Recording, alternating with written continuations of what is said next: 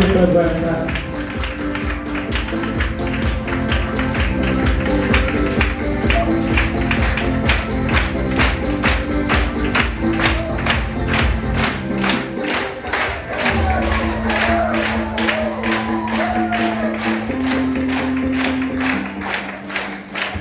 Xin chào. You are on fire. We are one.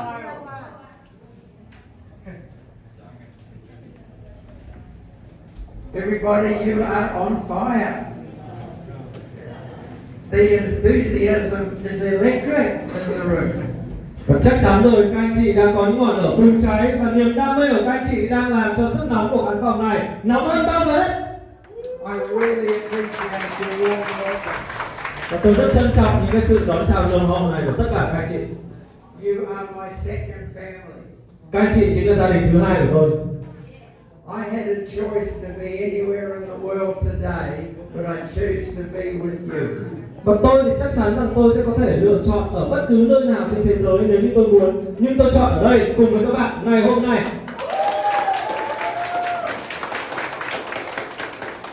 The 4 months has gone by so quickly, so much has happened since the last royalty. Và chắc chắn rằng là thời gian trôi qua rất nhanh và đã có rất nhiều thứ xảy ra kể từ khi đại hội lần nhất của chúng ta. But I want to assure you, we are committed to your welfare and to your success. Nhưng mà tôi có thể khẳng định với tất cả các anh chị rằng là chúng tôi cam kết với sự thành công của tất cả các anh chị đang có mặt ở đây. So don't ever doubt that. Và đừng bao giờ nghi ngờ điều đó. New Image is a product-driven company, and product is my passion. Và New Image là một trong những công ty mà được phát triển dẫn dắt bởi những dòng sản phẩm tuyệt vời, và tôi là một người đam mê để có thể phát triển những dòng sản phẩm như vậy. So those of you that are taking notes, make sure that you retain this information that I'm sharing with you. Và với những anh chị nào đang có cây viết của mình, sổ của mình sẵn sàng take note, thì hãy nhớ rằng là ngày hôm nay chúng ta sẽ có rất nhiều những thông tin để chúng ta có thể ghi chép lại. So we only have one life, and if we're successful, one life is enough.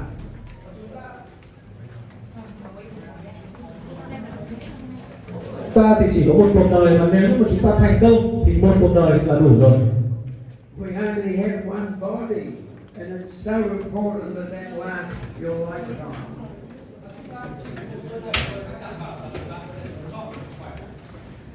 We really don't value life until something goes wrong.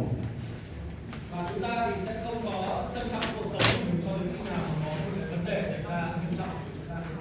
And I just want to caution you that time runs out quickly.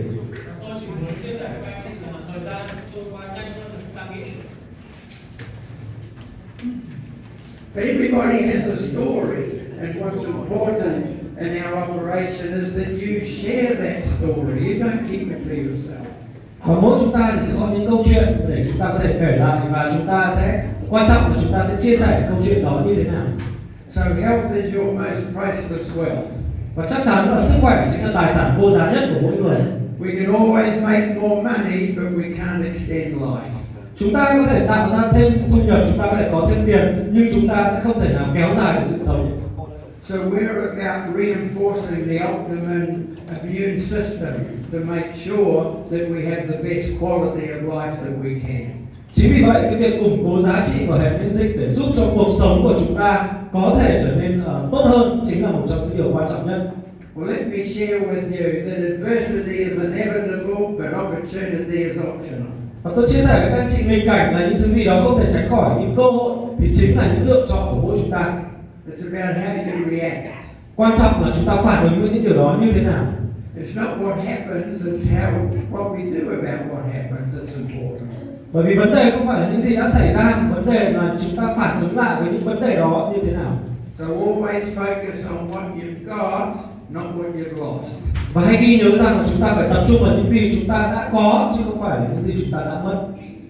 I slipped over on the tennis court playing tennis and I damaged my vertebrae. Và đây là một trong những hình ảnh trước đây tôi gặp một cái tai nạn khi mà tôi đang chơi tennis và ảnh hưởng đến cột sống của tôi. I've taken mobility for granted. Và cái cơ hội của tôi cũng như là những cái năng lượng của tôi vào cái thời gian đó thì nó đã bị có những vấn đề. So this is how they repaired 3 vertebrae with 8 screws in my back. Và do đó thì đây là cái hình ảnh chụp X-quang khi mà tôi có rất nhiều những cái chiếc đinh được đóng vào cuộc sống của tôi. The spinal surgeon said a normal person would take 1 year to be walking. Và đây là một cái cuộc phẫu thuật mà bác sĩ nói với tôi rằng là nếu mà một người bình thường sẽ phải mất khoảng 1 năm thì mới có thể hồi phục lại được. I said to the surgeon, I'm not a normal person. Và tôi nói với bác sĩ rằng tôi thì không phải là một người bình thường. I'm here with you today 5 months later. Và tôi ở đây với các bạn chỉ có sau 5 tháng mà thôi. So trauma can strike when you least expect it. So what shape is your body in? Và tai ương thì có thể xảy ra khi mà chúng ta ít ngờ tới nhất. It could be cancer, heart disease, a stroke, diabetes, an infection. It could be a car accident. Và có rất nhiều thứ có thể xảy ra với chúng ta như là ung thư, bệnh tim, đột quỵ, thậm chí là tai nạn xe hơi, viêm phổi vân vân. Is there enough reserves in your body to allow you to recover? Và cái điều quan trọng là chúng ta sẽ dự trữ hay là chúng ta sẽ có những cái điều gì sẵn sàng ở trong cơ thể của chúng ta để chúng ta có thể hồi phục trở lại. So if your body is in optimum health, you get a second chance. Và nếu như mà cơ thể của chúng ta có một sức khỏe tối ưu thì khi đó chúng ta mới có cơ hội là có một cái sự sống thứ hai sau những tai ương đã xảy ra. So I do have some credibility and I'm recognized internationally for anti-aging. Và tôi thì cũng đã có một cái cơ hội để có thể nghiên cứu về cái việc là chống lão hóa ở New Zealand. So you go onto the website in New Zealand and you'll see New Image International and you'll see Graham Clegg. Và từ đó thì có rất nhiều những nghiên cứu khoa học từ chính tôi khi mà các anh chị có thể tìm hiểu về những cái vấn đề về chống lão hóa cũng như là kéo dài tuổi thọ. Những nghiên cứu đó là tôi đã đưa ra những nghiên cứu này. So I'm a living example of how to slow down the aging process. Và tôi chính là cái minh chứng sống, minh chứng rõ nét nhất về việc rằng là tôi đang kéo dài cái tuổi thọ của mình cũng như là có một cái sức khỏe tốt như thế nào. My metabolic age is 67. Bởi vì tuổi sinh học của tôi chỉ có 67 tuổi của tôi. So I've had 14 years of extended years. Và do đó là tôi đang trẻ hơn đến hàng chục tuổi. So New Image is a world leader in antiviral, anti-aging and prevention of degenerative disease. Và New Age là một tập đoàn dẫn đầu thế giới về kháng virus, chống lão hóa cũng như là ngăn ngừa bệnh thoái hóa. So just remember your lifestyle and diet today is going to determine the quality of your life in the future. Hãy luôn ghi nhớ rằng lối sống và chế độ ăn uống của bạn ngày hôm nay sẽ quyết định chất lượng cuộc sống của bạn trong những năm tháng sau này. So we've changed the lives of hundreds of thousands of people around the world. Bởi vì New Age đã thay đổi cuộc sống của hàng ngàn người trên toàn thế giới. They have offices in 22 countries and expanding. Và đến nay thì đã có sự hiện diện ở 22 quốc gia và tiếp tục mở rộng. Over 200,000 members full-time living off their New Image income. Và chúng ta theo thống kê thì có khoảng hơn 200.000 người là những người mà hoạt động chuyên nghiệp và được nhận hoa hồng hàng tháng. Over 1 million customers every day using a New Image product. Và những thống kê cho thấy rằng là mỗi ngày sẽ có khoảng gần 1 triệu khách hàng sử dụng những sản phẩm làm đẹp hoặc bổ sung dinh dưỡng của New Age. And our global sales are well over $1 million a day. Và bây giờ thì cái doanh số toàn cầu của chúng ta có thể đạt đến gần 1 triệu đô mỗi ngày. We're ranked number 30 biggest direct selling company in the world. Và trong top 100 cái doanh nghiệp về bán hàng trực tiếp dẫn đầu trên toàn thế giới thì New Age hiện tại đang đứng thứ 30. That's amazing for a company from New Zealand where there's only 5 million people. Và chắc chắn rằng đó là một cái điều vô cùng tuyệt diệu bởi vì đây là một tập đoàn, một công ty đến từ New Zealand nơi mà chúng ta chỉ có 5 triệu người dân sinh sống thôi. So we're aiming to be in the top 10. We're aiming to be in the top 10 international. Và mục tiêu của chúng tôi đó là vào top 10 của những công ty tốt nhất trong ngành bán hàng trực tiếp trên toàn cầu. We reinvest everything back into the company. I've taken very little out myself. Và tôi thì luôn luôn mong muốn rằng là tái đầu tư lại vào những cái cơ sở vật chất thay vì là tôi nhận những cái lợi ích cho mình. We own 3 manufacturing plants. Và hiện tại chúng ta đang có 3 nhà máy. You can see some pictures of the Vietnamese leaders that came to New Zealand a couple of years ago. Và đây là những hình ảnh trên màn hình chính là những thủ lĩnh mà đến từ thị trường Việt Nam của chúng ta đã đến thăm nhà máy của một vài năm trước. Các anh chị có nhận ra ai không ạ? So who came down to New Zealand? Let me see. Và anh chị nào đã đến New Zealand và đã có mặt ở đây có thể giơ tay tôi thấy đâu ạ? Who wants to come to New Zealand? Và ai tiếp tục là sẽ muốn một lần tới được thăm New Zealand? Nhiều thế. Mr. Luke, did you see that? Ông Lu có thấy điều này không ạ? We actually have 16 scientists working for us doing clinical trials. Và chúng tôi có một đội ngũ nghiên cứu sản phẩm cũng như là phát triển sản phẩm khoảng 16 người trong ban tư vấn khoa học. In addition to these, we have an innovation center that's been set up today. Và trong số này thì không phải là tất cả, mà chúng tôi còn tiếp tục là có một trung tâm nghiên cứu để có thể là có thêm nghiên cứu khoa học nữa. We're doing a lot of research on how we can help reinforce the body to prevent cancer. Và hiện tại thì những nghiên cứu khoa học mà chúng tôi đang tập trung vào đó là làm thế nào để giúp cho cơ thể người chúng ta có thể chống lại được các ung thư. That's my focus because I lost my whole family with cancer. Đó là điều mà tôi tập trung nhất, bởi vì là tôi đã mất cả gia đình của mình chỉ bởi vì căn bệnh của ung thư. Everybody's family there will be cancer in the background.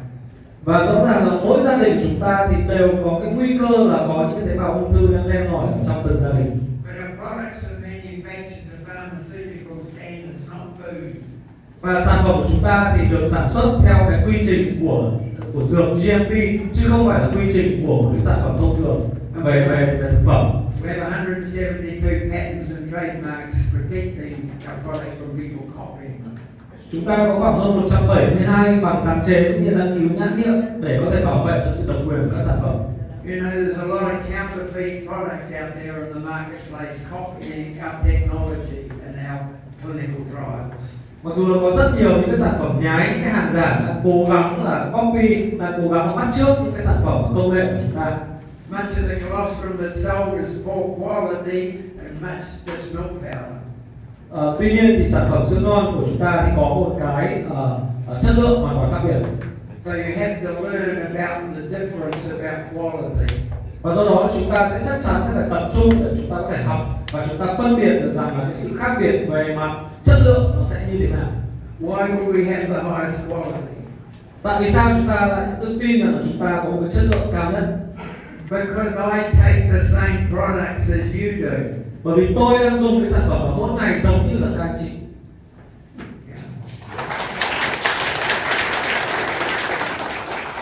So we are a pathway to health and prosperity. Just remember that. Và hãy nói tới con đường, cái hành trình đến với cả sức khỏe cũng như là thịnh vượng. We're constantly probing new areas of science. We're very innovative. Và chúng tôi thì luôn luôn là không ngừng đổi mới sáng tạo để có thể là có thêm những nghiên cứu mới. You see, we create awareness because it's too late to take supplements when you're in intensive care. Và chúng ta sẽ cần phải quan tâm đến việc là chăm sóc sức khỏe chủ động, thay vì việc là khi mà chúng ta gặp vấn đề về sức khỏe thì chúng ta mới bổ sung những cái sản phẩm để có thể tăng cường sức khỏe. You've got to start thinking about your future seriously today. Và hãy tập trung và suy nghĩ thật kỹ về tương lai của chúng ta ngay từ bây giờ. So when you image, we are proactive, not reactive. Đó là khi mà chúng ta chủ động thay vì là chúng ta là những trường hợp bị động. Isn't it sad the healthcare systems all around the world are reactive? They're waiting for people to get sick and looking after them in hospital. Và hãy nhìn vào những cơ sở y tế, những bệnh viện thì họ luôn luôn ở trong trạng thái bị động. Đó là gì? Khi mà những người khám bệnh hay là những người bị bệnh họ đến với cả những bệnh viện thì họ đón nhận những trường hợp đó ở một trạng thái bị động. We're about preventing people from going to hospital. Nhưng mà chúng ta thì ở một góc nhìn khác, đó là chúng ta ngăn những cái người bị bệnh mà phải đến bệnh viện, đúng không ạ? Một cái góc nhìn rất chủ động. So you are what you eat. Nothing can get in your mouth by accident. It's a choice. It's a decision.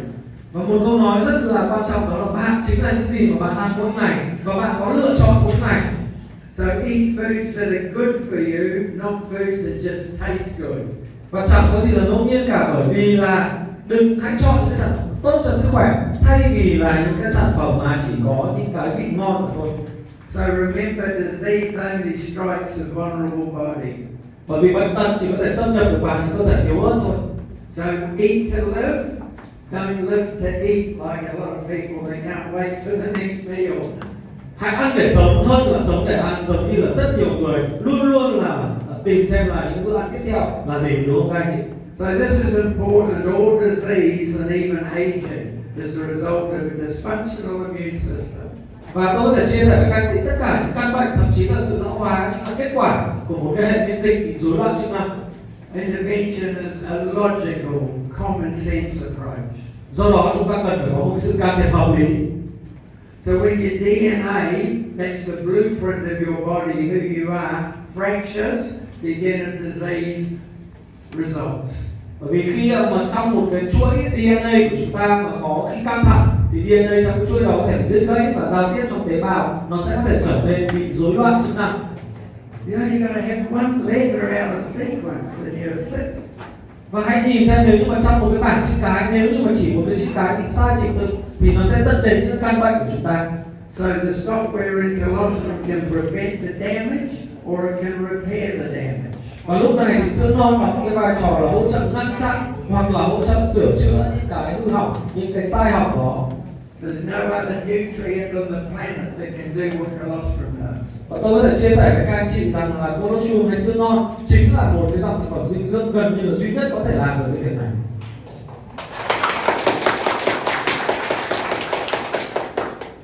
So your cause of death is predictable.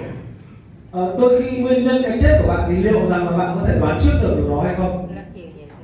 Unless you change your lifestyle, take supplements, and watch your diet, your demise is likely to be at least 95% of what your parents or your grandparents or your great-grandparents died of. Có thể bạn biết hoặc không biết, nhưng mà trừ khi là chúng ta thay đổi lối sống hoặc là dùng thêm những cái thực phẩm bổ sung, nếu không thì khoảng 95% khả năng mà chúng ta chết là đều từ những cái di chuyển lại, giống như là những cái gì mà cha mẹ hay ông bà chúng ta đã từng làm. So we have over 30 different nutritional supplements. You can't take them all. Và chắc chắn rằng là có rất nhiều những cái sản phẩm bổ sung dinh dưỡng đến hơn 30 loại. Những cái bổ sung dinh dưỡng thì chúng ta không thể nào chúng ta dùng hết được. So it's up to you to take what's appropriate for you. Vậy thì chúng ta sẽ cần phải lựa chọn đâu là những cái điều mà phù hợp nhất với mỗi người để chúng ta có thể sử dụng. But remember, colostrum is the foundation of good health. Và ghi nhớ giúp tôi rằng sữa non chính là cái nền tảng quan trọng của một sức khỏe tốt. If you're taking medication, you'll get better results by taking colostrum as the foundation. Bởi vì có rất nhiều những người mà họ sử dụng những biện pháp chữa trị hay là dùng những loại thuốc thì nó cũng mang lại kết quả, nhưng sữa non phải là cái nền tảng để có một sức khỏe tốt trước. If you're taking specific supplements, you'll get better result on a foundation of colostrum. Và khi mà chúng ta có một cái nền tảng của sữa non rồi thì khi đó chúng ta bổ sung thêm những cái sản phẩm hay những thực phẩm bổ sung khác thì nó sẽ giúp cho chúng ta có sức khỏe tốt hơn. So here's the key: you must break the pattern of tradition, or you're likely to die of what your parents or your grandparents died of. Do đó một điều quan trọng ở đây đó là chúng ta đôi khi phải phá vỡ những khuôn mẫu truyền thống để tránh gặp phải những cái tình trạng mà cha mẹ hay ông bà ta đã từng gặp phải về sức khỏe của mình. So only eat foods that are good for your body. Và hãy luôn luôn ghi nhớ rằng là chỉ ăn những sản phẩm nào mà tốt cho cơ thể của chúng ta mà thôi. Foods that sustain you, not just please you. Do đó là những cái sản phẩm nó phải giúp hỗ trợ cho chúng ta, chứ không chỉ là những sản phẩm mà giúp cho chúng ta hài lòng hay là cảm thấy sung sướng khi ăn. So aging begins with a gene environment mismatch. Còn một vấn đề tiếp theo đó là lão hóa thì đôi khi nó bắt đầu với một cái môi trường gen không phù hợp. So obviously we've got pollution and chemicals. Nó có thể bị ảnh hưởng bởi các chất hóa học hoặc là những cái sự ô nhiễm môi trường. Of course, smoking and excess alcohol all wears the body's defenses down. Và đôi khi những cái chất độc hại hay là khói thuốc hay là những cái sản phẩm có cồn thì luôn luôn làm cho sức khỏe chúng ta đi xuống. So if we intervene in these areas, we slow down aging. Và khi mà chúng ta tập trung, khi mà chúng ta có những cái nghiên cứu về vấn đề này thì chúng ta sẽ giúp tăng cường cái tuổi thọ của cơ thể. So I think it's always important when you're dealing with a customer, never exaggerate, never make unrealistic claims. Và tôi muốn chia sẻ với các anh chị rằng là khi mà chúng ta gặp gỡ khách hàng, khi mà chúng ta chia sẻ về sản phẩm, đừng bao giờ nói quá hay nói sai về sản phẩm.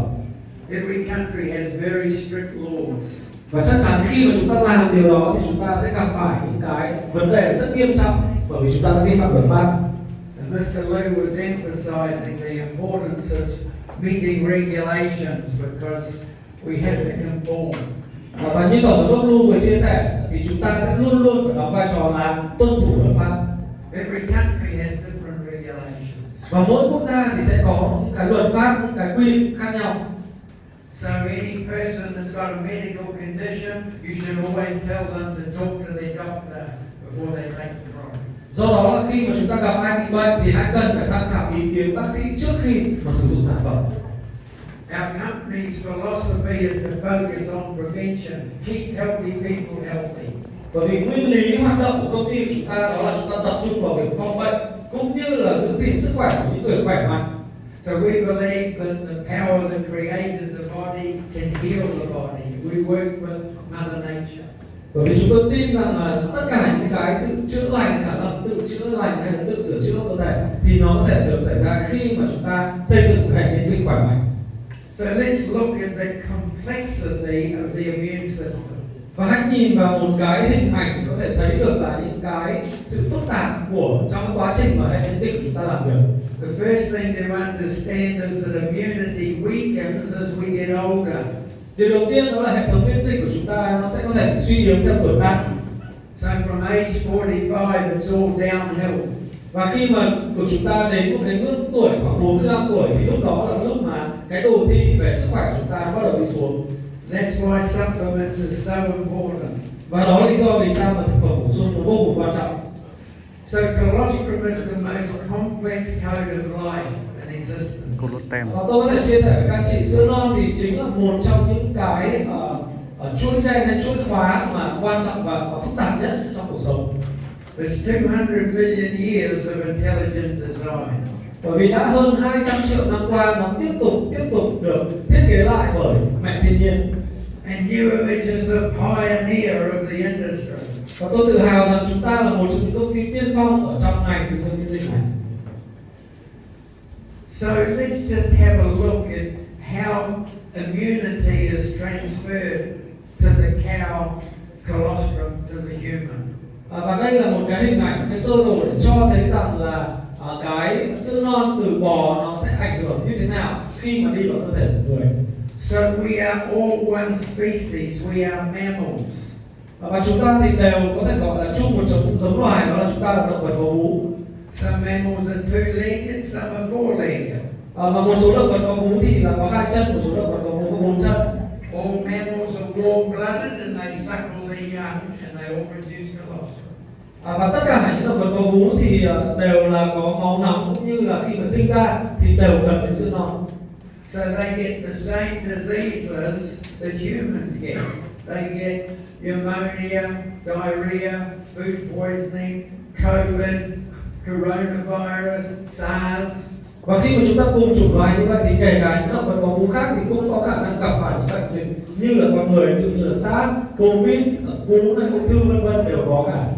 So the cows eat grass and grass grows in dirt and dirt is the microbiome.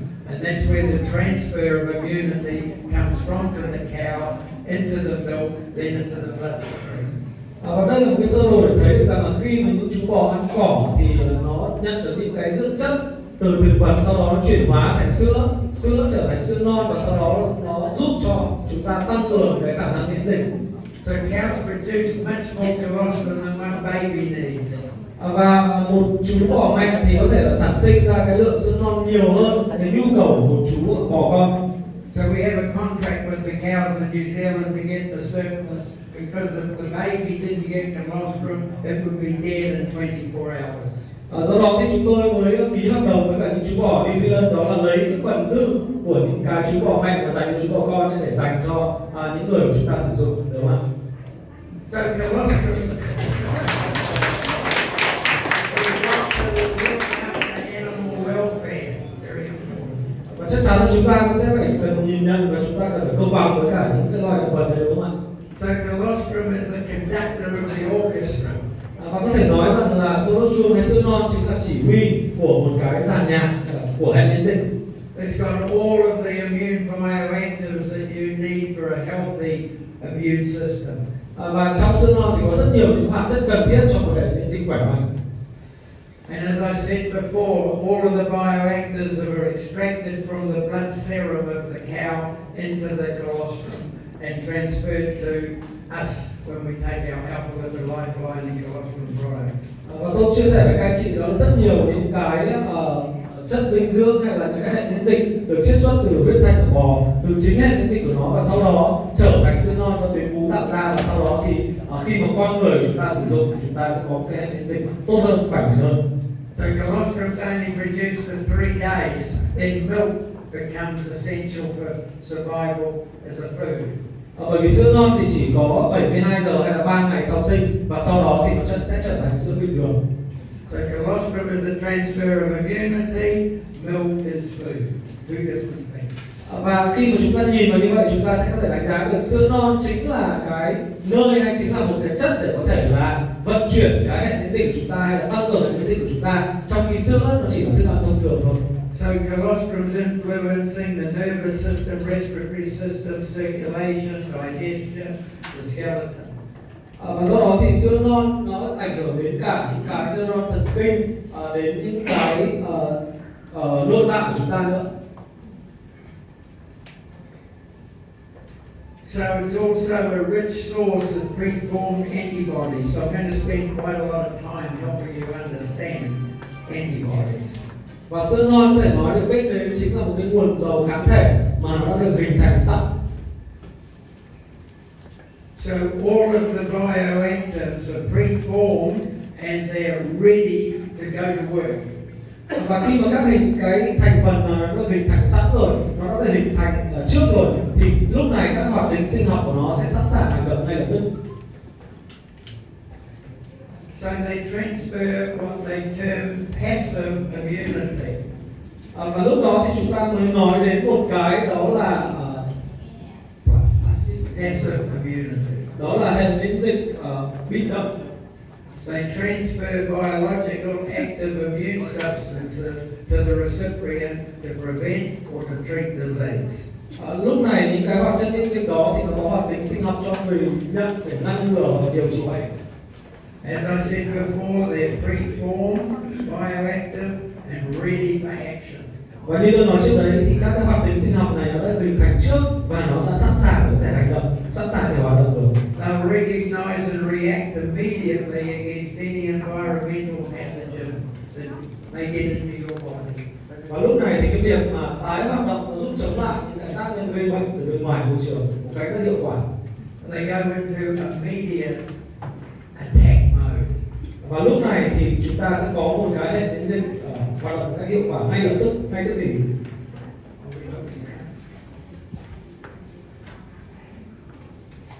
Mở lớn âm lượng. Âm lượng âm ly tại vì đang chiếu một cái chủ đề.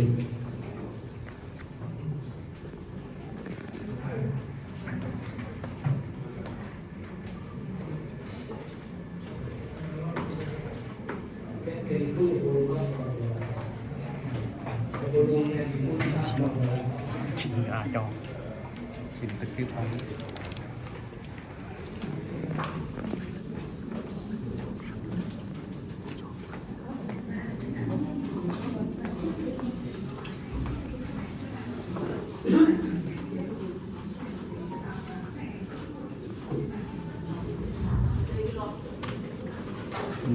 Cái này.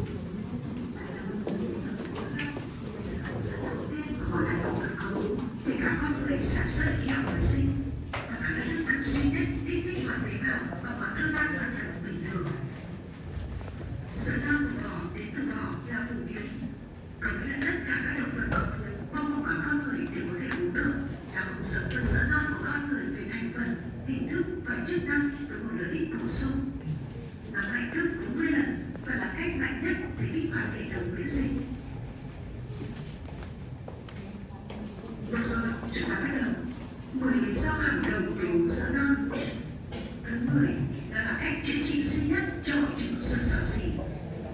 85% dân số Mỹ mắc hội chứng xuột bị xỏ xỉ, khiến chất độc từ dạ dày xỏ xỉ vào máu. Đây là nguyên nhân chính gây ra các bệnh tự miễn. Thứ 9, đã được chứng minh lâm sàng là ngăn ngừa hiệu quả hơn gấp 3 lần so với tiêm phòng. Và tôi có thể nói thêm rằng không có tác dụng phụ. Thứ 8, sữa non tăng cường cho các tế bào tiêu diệt tự nhiên của bạn, làm điều dịch tế bào ung thư. Thứ bảy, sữa non tăng cường sự trao đổi chất của bạn và giúp bạn đốt cháy nhiều chất béo hơn. Thứ sáu, cân bằng lượng đường trong máu của bạn. Thứ năm, cải thiện và phục hồi chức năng tình dục. Thứ tư, tăng cường sự tập trung và khả năng tập trung. Thứ ba, làm tăng sản xuất serotonin và dopamine của não. Điều này làm cho sữa non trở thành một chất chống trầm cảm tự nhiên. Thứ hai, đã được chứng minh lâm sàng để tạo ra làn da trẻ trung hơn, giảm cân đột ngột và tăng khả năng và vận động. Ok, trước khi chúng ta tiếp tục, bạn đã nghe nói về việc tiêm HGH chưa? Well, Môn tăng trưởng của con người là thứ mà cơ thể chúng ta sản xuất một cách tự nhiên, đó là hormone chuyển hóa. Nhưng chúng ta giảm đi, chúng ta sản xuất ngày càng ít hơn, và đó là lý do tại sao chúng ta giảm đi. Vì vậy, một số người tiêm HGH nhưng chứng cách kinh khủng. Chỉ những người rất giàu mới có thể mua được, và ai biết được những tác dụng phụ lâu dài là gì.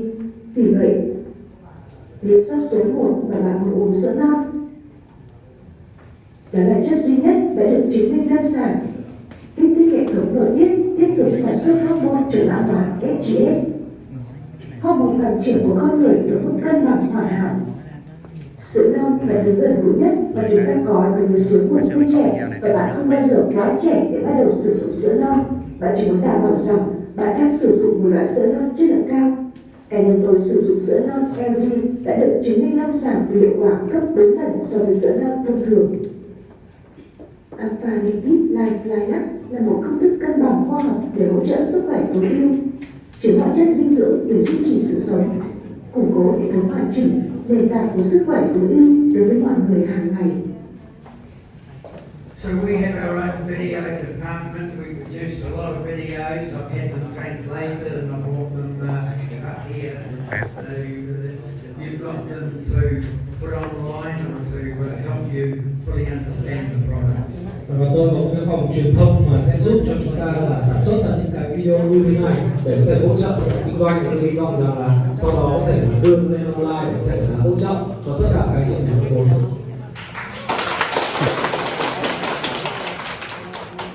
Understand that your body has a formidable battle plan because there's a war going on every day between your body and viruses and bacteria.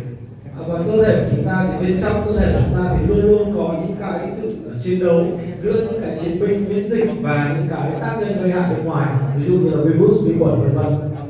They have been designed to stop overpopulation and to eradicate weak. Và chắc chắn là những virus, vi khuẩn thì nó luôn luôn được thiết kế như là mang lại những cái tác hại cho sức khỏe của chúng ta. So it's about survival of the strongest.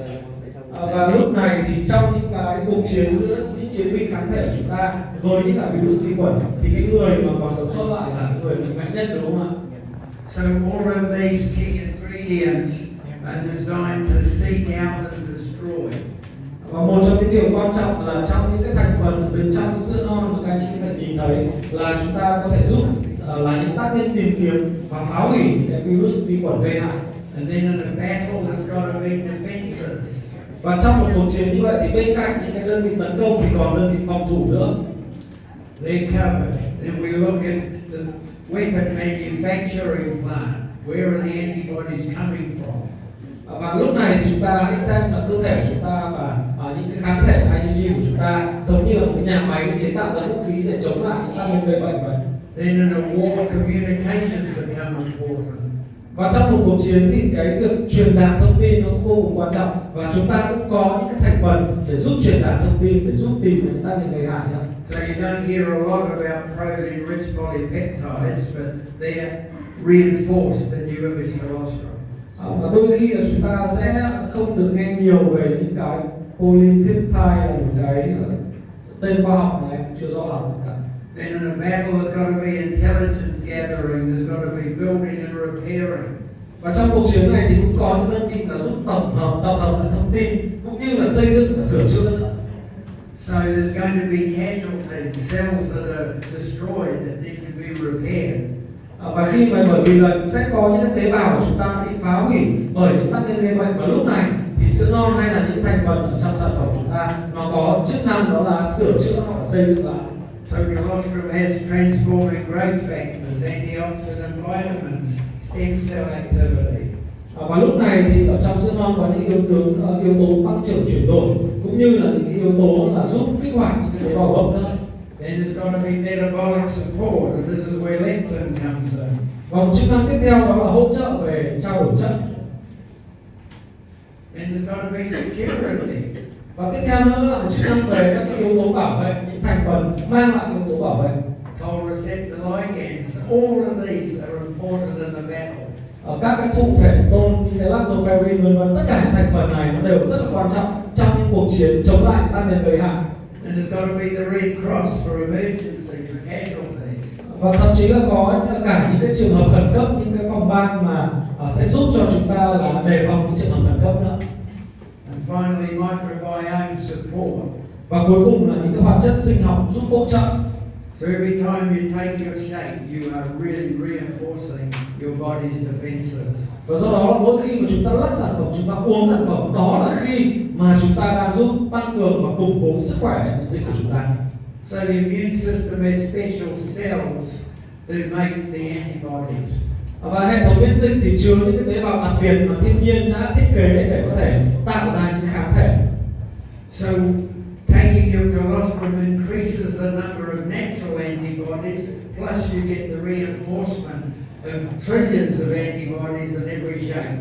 Và khi mà chúng ta lắc sản phẩm, khi mà chúng ta sử dụng sản phẩm, đó là khi mà chúng ta tăng cường và củng cố lại những cái hệ thống miễn dịch của chúng ta và tăng cường những kháng thể tự nhiên. So antibodies are also B cells and T cells. Và những cái kháng thể thì nó là những tế bào B hoặc là tế bào T.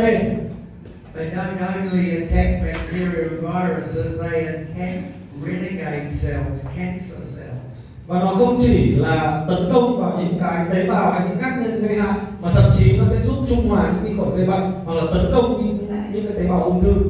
So we talk a lot about IgG, but I want you to look at IgM, which is 5 times more potent than IgG.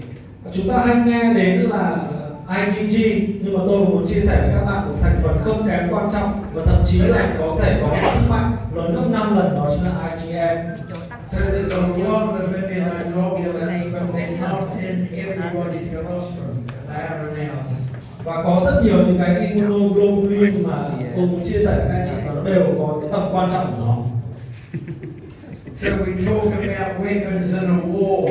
There's all sorts. There's planes, there's battleships, there's missiles, there's guns. You've got exactly the same reinforcements and defenses in your immune system as the US military's got. Và khi mà chúng ta nói đến những cái cuộc chiến, chúng ta nói đến những vũ khí, thì tôi có thể chia sẻ với các anh chị rằng khi các anh chị sử dụng sản phẩm thì cũng giống như là các anh chị có đầy đủ tất cả những cái mặt hàng vũ khí, từ xe tăng, súng, đạn, rồi là tàu chiến vân vân, giống như là quân đội Mỹ họ có vậy. Này được. See, when you understand all this, you will know why it's a good investment to take your supplement.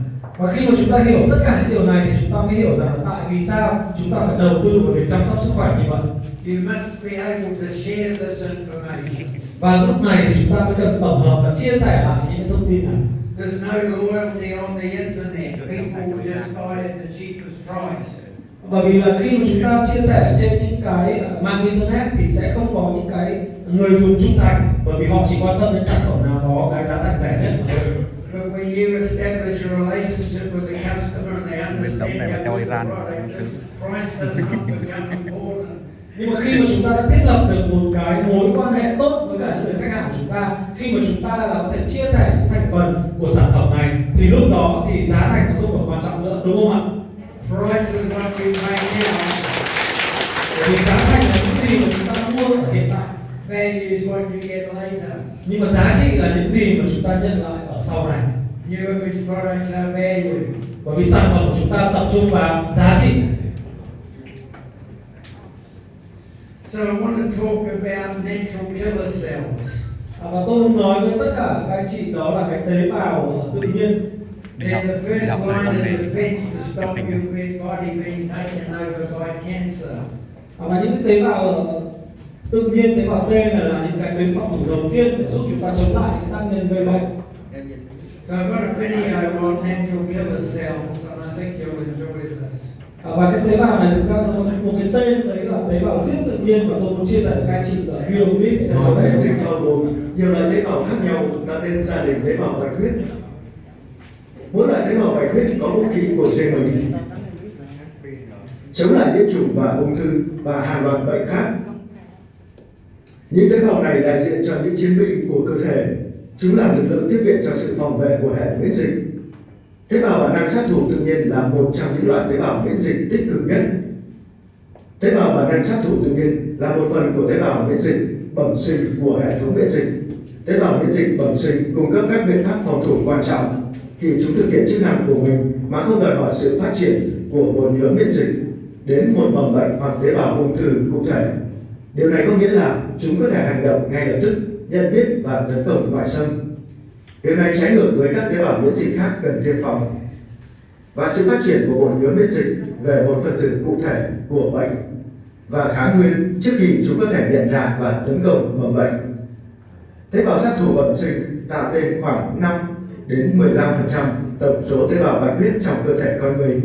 Tế bào sát thủ bẩm sinh được gọi như vậy bởi vì chúng không cần để nhận ra một kháng nguyên cụ thể trước khi giải phóng chất độc của chúng và phá hủy một tế bào bị nhiễm virus hoặc tế bào ung thư. Chúng sử dụng các cơ chế giống nhau để nhắm mục tiêu đến các tế bào ung thư và cũng để bảo vệ chống lại nhiều loại của vi khuẩn truyền nhiễm. Vai trò quan trọng mà các tế bào sát thủ bẩm sinh trong việc chống lại sự lây nhiễm virus được phát hiện ở các cá nhân bị suy giảm miễn dịch, chẳng hạn như AIDS, nơi tế bào sát thủ bẩm sinh có chức năng không bình thường, do đó virus có thể lây nhiễm và nhân lên một cách không kiểm soát. Tế bào sát thủ bẩm sinh chỉ tiêu diệt sau khi liên lạc ngay với mục tiêu. Sau khi liên hệ được với mục tiêu, tế bào sát thủ giải phóng vũ khí của nó và cung cấp một sự tăng cường độc tố tạo ra các lỗ trong tế bào đích, màng và bắt đầu quá trình phá hủy tế bào trong tế bào ung thư. Những quá trình này cuối cùng dẫn đến sự phân mảnh của DNA tế bào bệnh ung thư thành nhiều mảnh và cuối cùng là tiêu diệt tế bào ung thư. Cái chết của tế bào được lập trình này được gọi là apoptosis hay còn gọi là sự bức tử tế bào. Sau khi giải phóng các gói độc tố trí tử của nó lên các phân tử độc hại, các tế bào sát thủ bẩm sinh có thể tách ra khỏi tế bào ung thư và tiêu diệt nhiều tế bào ung thư tuần hoàn khác. Với chức năng tích cực như vậy, nghiên cứu đã chỉ ra rằng hầu hết các khối u tế bào của bệnh ung thư xâm nhập trong tuần hoàn bị phá hủy trong 24 giờ đầu tiên và chỉ một số tế bào thành công trong việc duy trì bản thân và các bộ phận ở xa. Khối u chính được gọi là di căn khối u. Các tế bào sát thủ bẩm sinh cũng có thể góp phần để điều chỉnh hệ thống miễn dịch bằng cách tiết ra nhiều chất hóa học có nồng độ cao được gọi là cytokine. Vì vậy, có một nghiên cứu đang diễn ra để phát triển sản phẩm tự nhiên để kích thích sự lựa chọn tế bào sát thủ bẩm sinh, đặc biệt là trong miễn dịch ức chế của bệnh nhân đang hóa trị liệu hoặc trong các bệnh do virus, chẳng hạn như AIDS hoặc cúm gia cầm, nơi ức chế miễn dịch xảy ra, cũng như tăng cường tác động điều tiết rất quan trọng lên hệ thống miễn dịch có lợi cho sức khỏe tổng thể của chúng ta. Cuối cùng, chúng ta quay lại từ đầu kiến thức của chúng tôi của tế bào sát thủ bẩm sinh và tác dụng mạnh mẽ của nó. Các tế bào sát thủ bẩm sinh được gọi là tế bào B và tế bào T và là một trong những chiến binh chủ chốt trong cuộc chiến chống lại sự phát triển của nhiều bệnh truyền nhiễm virus và ung thư. Một bài báo của PubMed chỉ ra rằng có rất nhiều tế bào sát thủ bẩm sinh trong sữa non. Hệ thống miễn dịch có nhiều vũ khí hơn quân đội Hoa Kỳ để bảo vệ cơ thể khỏi sự xâm lược. Kế hoạch chiến đấu được lập trình để đảm bảo nhiều cuộc tấn công hệ thống, ngăn không cho hàng phòng thủ bị xuyên thủng. Nhiều loại kháng thể được lập trình cũng kết hợp để đảm bảo không có kẻ xâm lược nào có thể gây ra tàn sát. Sữa non là máu huyết thanh được lọc bởi quyến phú. Nó hỗ trợ sinh tồn đa chức năng cho hệ thống máu, đảm bảo hệ thống phòng thủ và vũ khí được phối hợp để bảo vệ tối ưu. Nền tảng tuyệt đối của sức khỏe tốt. Wow. So you can see how multifunctional colostrum is.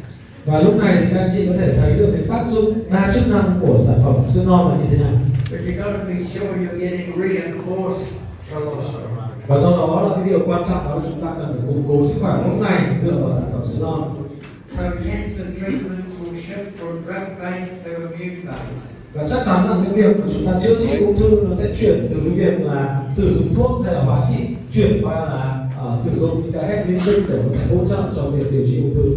And there's a lot of publications showing that colostrum is beneficial with B cells and T cells. Và có rất nhiều những cái tài liệu, rất nhiều những nghiên cứu cho thấy rằng là colostrum hay là sữa non thì có chứa rất nhiều những cái tế bào B và tế bào T.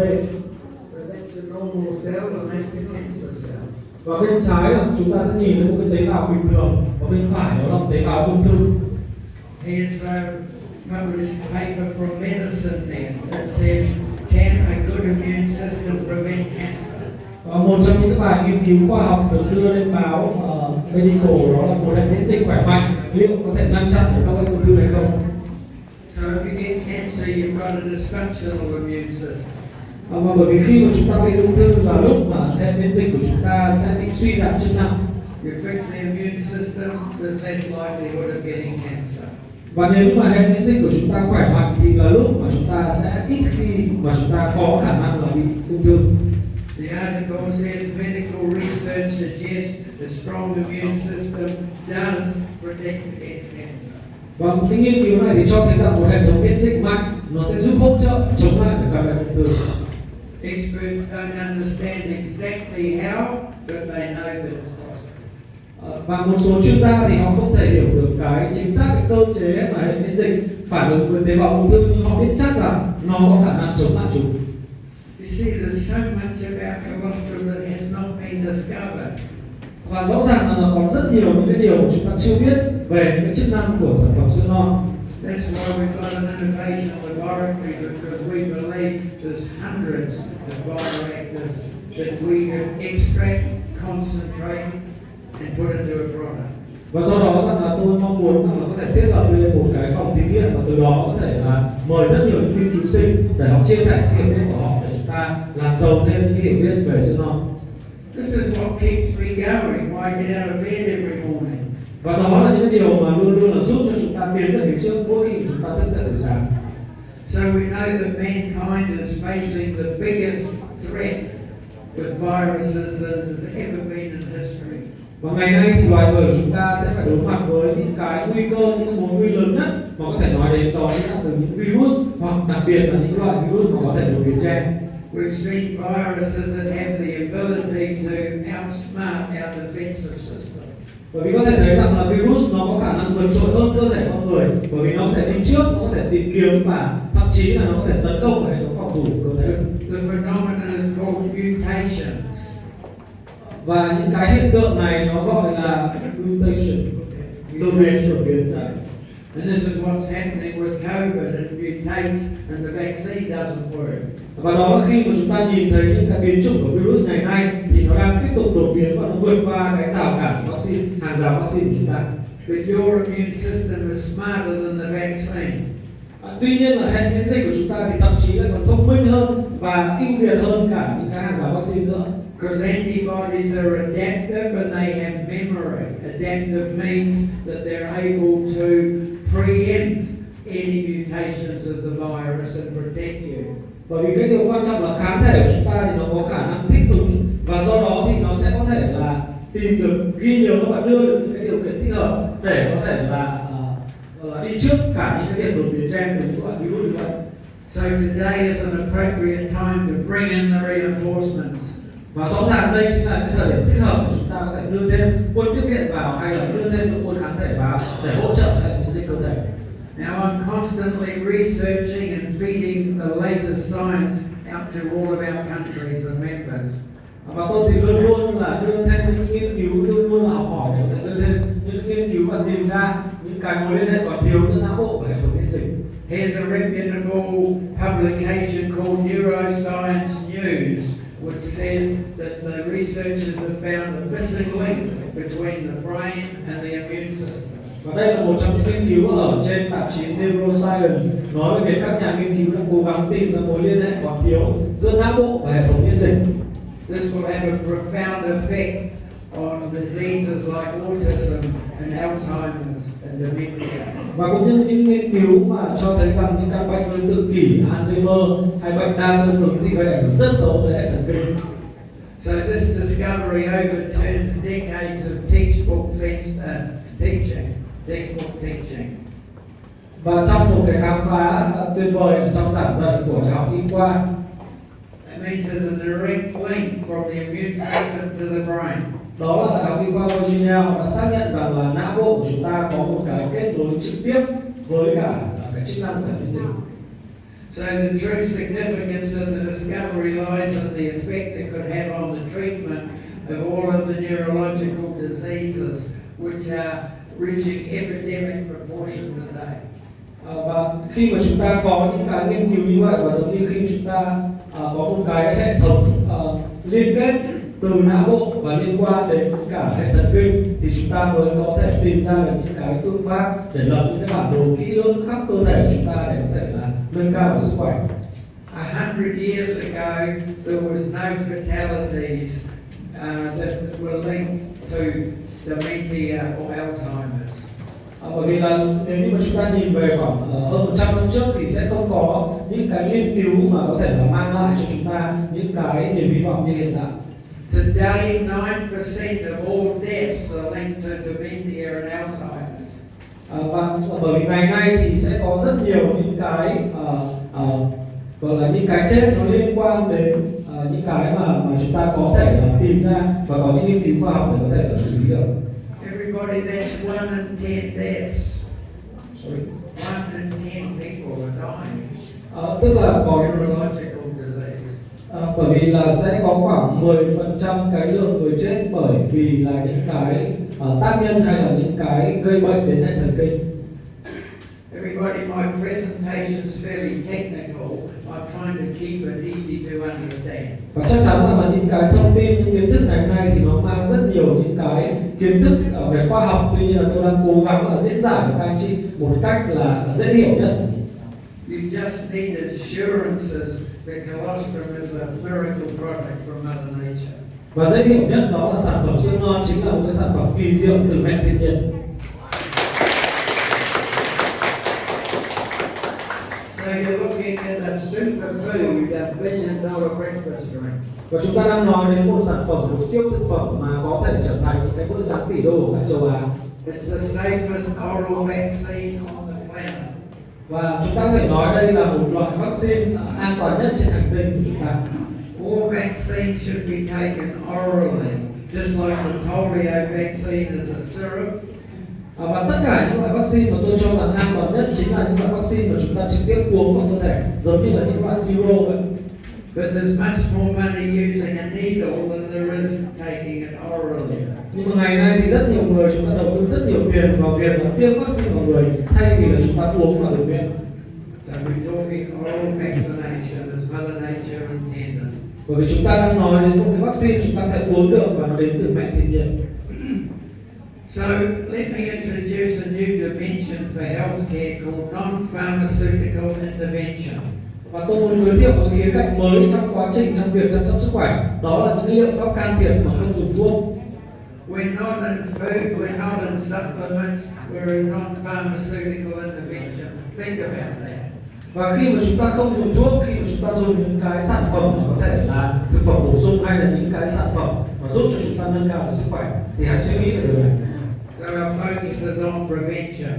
Và lúc này thì chúng ta sẽ tập trung chủ yếu vào việc phòng ngừa. So you can expect a lot of groundbreaking research to come from New Image Laboratories.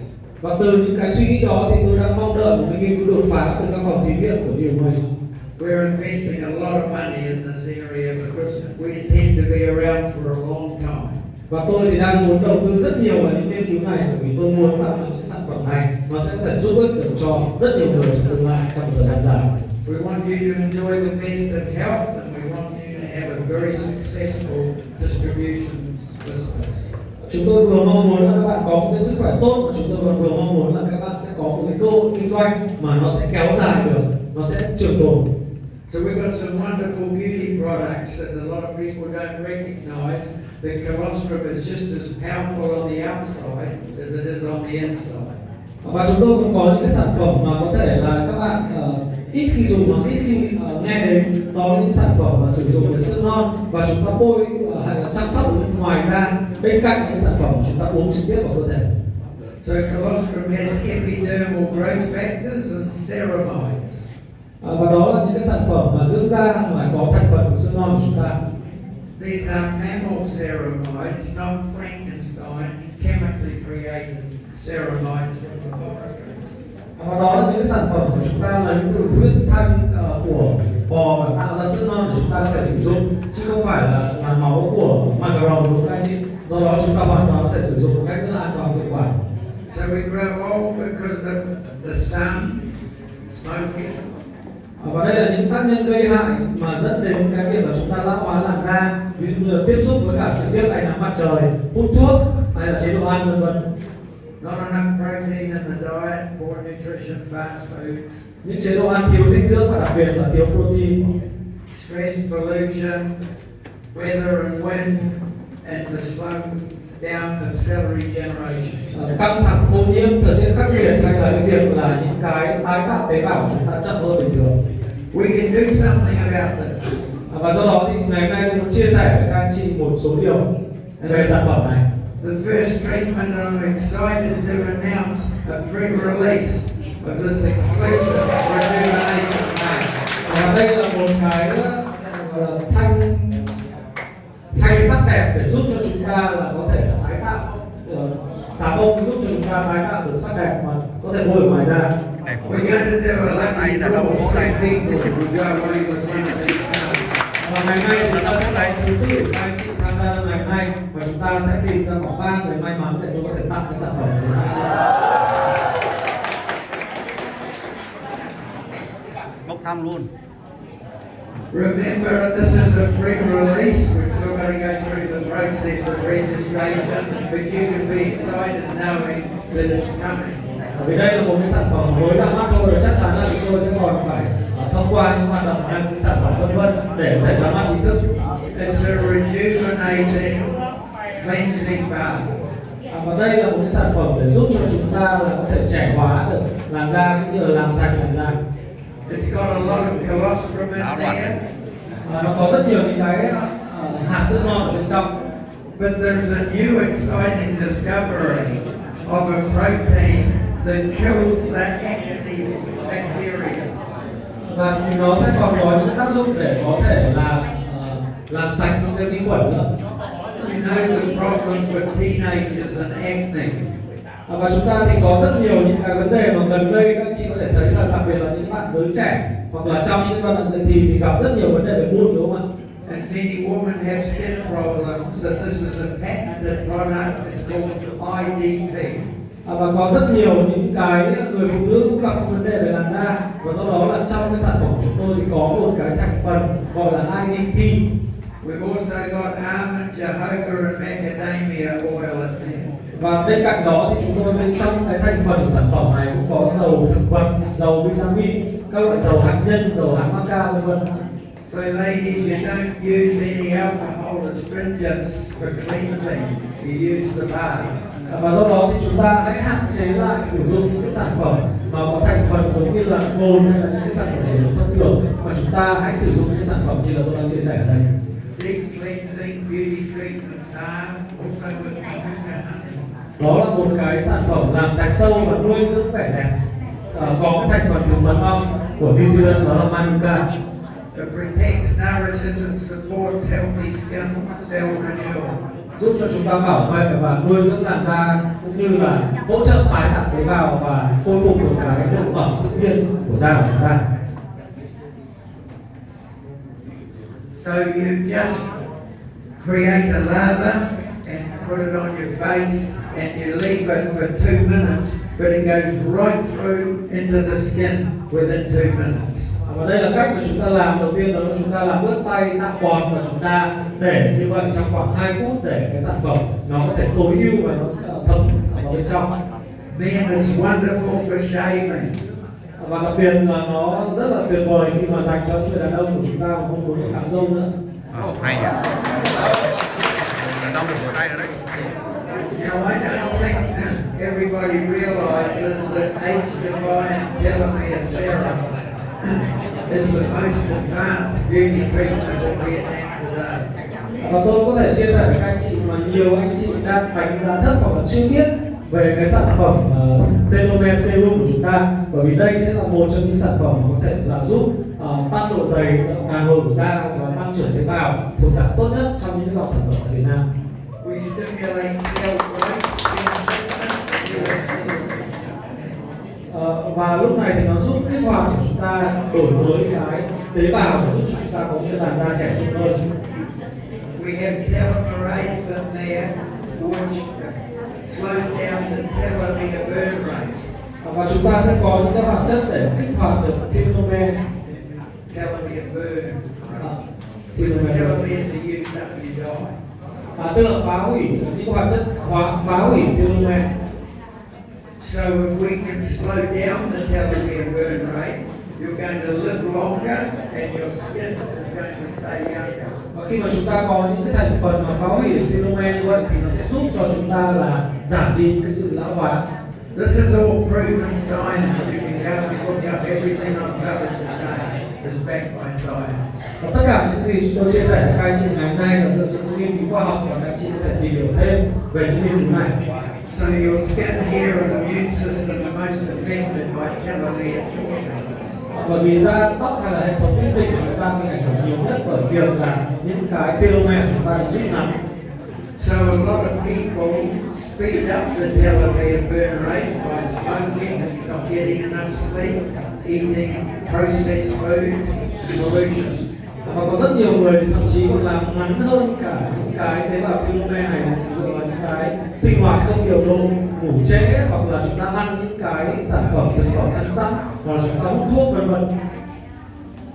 So your skin cells will live longer, function properly. Và lúc này thì nếu như mà chúng ta có thể giúp những cái tế bào của chúng ta sống lâu hơn cũng như là có những hoạt động chức năng hoạt động bình thường tốt hơn thì là lúc mà chúng ta sẽ có cái làn da trẻ khỏe hơn. Now this is important. Và đây là một cái điều rất là quan trọng mà muốn chia sẻ. Colostrum is a functional cluster of bioactive molecules which work synergistically together. Sữa non có thể được coi là tập hợp của các phân tử hoạt tính sinh học mà hoạt động cùng nhau. That's why pharmaceutical single drug molecules will never succeed, as these molecules have no assistance, memory, or instruction, and they can't adapt. Và đây là lý do vì sao mà những cái phân tử dược phẩm hay là thuốc đơn lẻ sẽ khó mà thành công được, vì những phân tử này nó không có được cái sự hỗ trợ, sẽ không có được trí nhớ, sẽ không có được những cái hướng dẫn giống như là những cái phân tử hoạt tính sinh học ở trong sữa non. This is why single vitamin, botanicals, and other health supplements will never work on their own, as the immune system is not a single chemical. Và đây cũng là một lý do mà lý giải tại vì sao những cái vitamin và những cái chất bổ sung đơn lẻ khác nó cũng sẽ khó lòng mà hiệu quả được, bởi vì hệ thống miễn dịch của chúng ta nó không phải là một chất hóa học duy nhất. Do you understand that? Các anh chị có hiểu điều này không ạ? So botanicals and vitamins and minerals have some benefit, but they do not compare with what colostrum can do.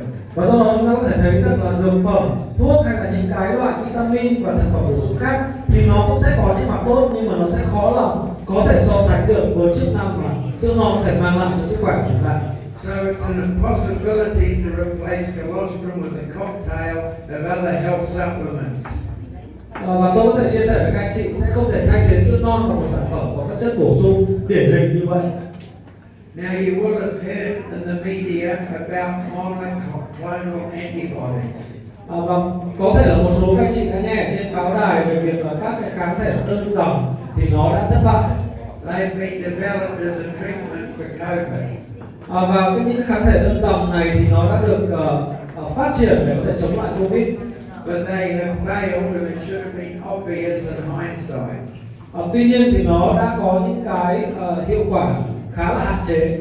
A monoclonal antibody has limited effectiveness because it can't adapt and it can't carry instructions. Bởi vì những cái kháng thể đơn dòng này thì nó không có thích ứng được, cũng như là nó không có cái khả năng để thực hiện những cái chỉ dẫn.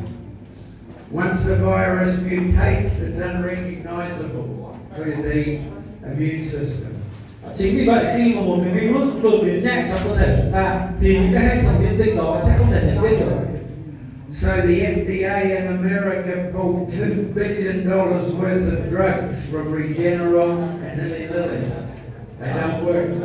Và do đó thì là đã có vào tháng 1 vừa qua thì FDA cũng đã không sử dụng những cái dòng kháng thể đơn dòng này để có thể chữa trị Covid được, bởi vì nó không có mang lại cái hiệu quả. So a monoclonal antibody looks like this. Và cái kháng thể đơn dòng thì trông nó như thế này. This is a chemical laboratory produced antibody. Và đây là một cái cách mà cái kháng thể đơn dòng nó đang tạo ra và nó hỗ trợ cho hệ miễn dịch. So a natural polyclonal antibody is a mixture of different molecules. Nhưng mà tôi muốn nói với các anh chị về một cái kháng thể tự nhiên và kháng thể đa dòng này thì nó phức tạp hơn rất nhiều. Can you see the difference? Và các anh chị có thể thấy được cái sự khác biệt chưa? You see, man can't copy Mother Nature. Và chúng ta là loài người thì sẽ khó lòng nào mà chúng ta có thể bắt chước được những gì mà mẹ thiên nhiên đã chế tạo ra. So because I'm involved in the company taking the products myself, we won't use any chemicals, anything artificial. Bởi vì tôi là người sử dụng sản phẩm giống như anh chị mỗi ngày, do đó tôi sẽ không bao giờ có thêm những chất hóa học hay là những hoạt tính sinh học mà nó có hại cho cơ thể vào sản phẩm mà tôi bán ra thị trường.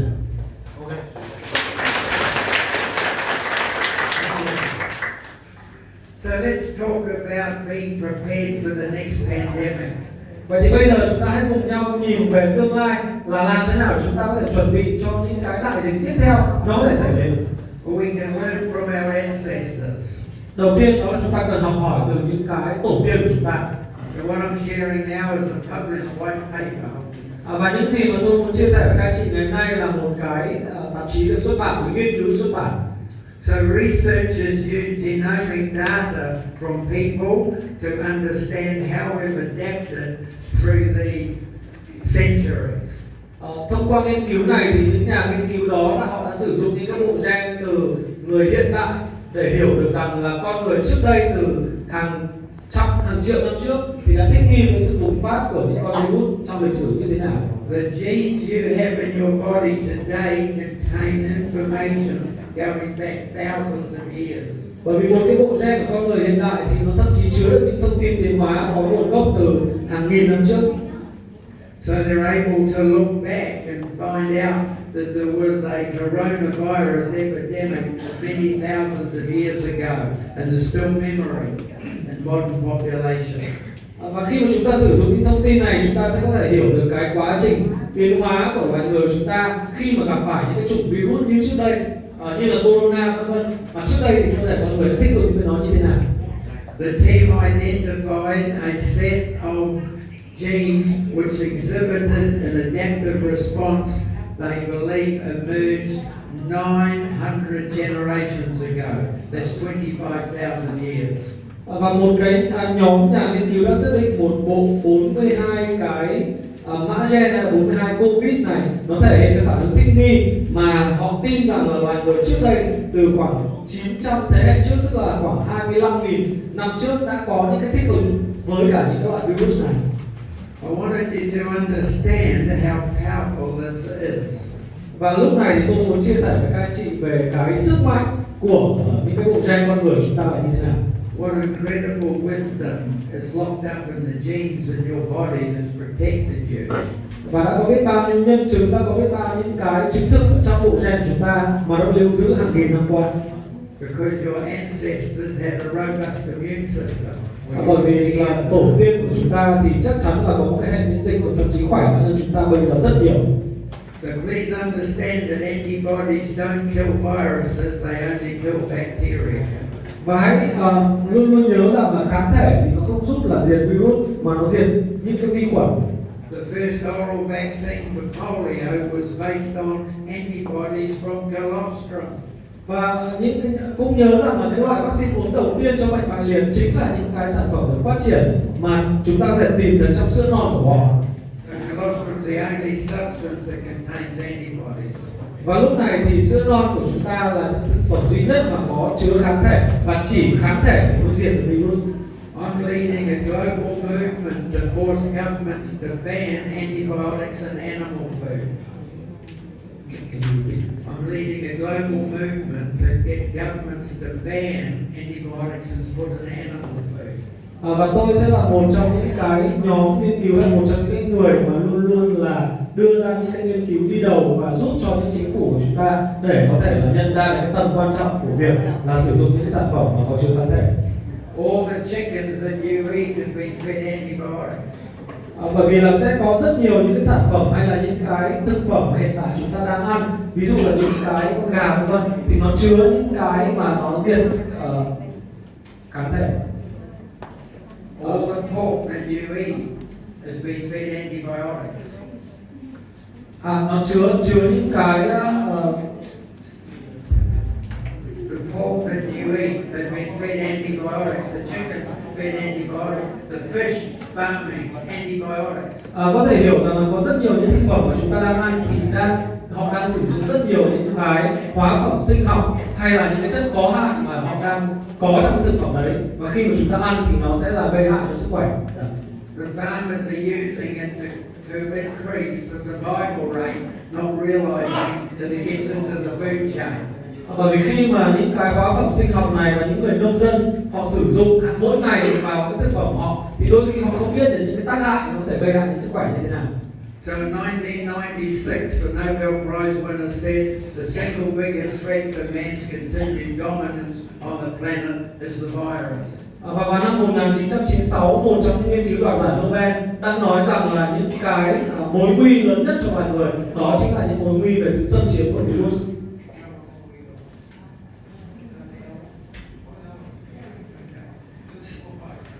Okay, how are we going, everybody?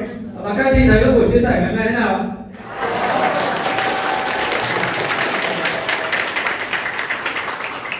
So you're not getting bored. Các anh chị có cảm thấy buồn hay là cảm thấy chán không? No. Nó không mà ông vẫn hiểu luôn. So mutating the bacteria and viruses and antibiotics are a big threat. Và sẽ có những cái sự đột biến về vi khuẩn, virus hay là những cái kháng lại hay là những cái cuộc chiến về những chế phẩm sinh học này là những mối nguy. The greatest threat to the human race is not an asteroid, it's not the nuclear holocaust, it's not the collapse of the planet, but insidious, invisible, mutating microbes. This most numerous species on Earth is now more dangerous than any time in history. The first superbug, completely immune to probiotics, has already struck. There are no more options, and bacteria are winning the war.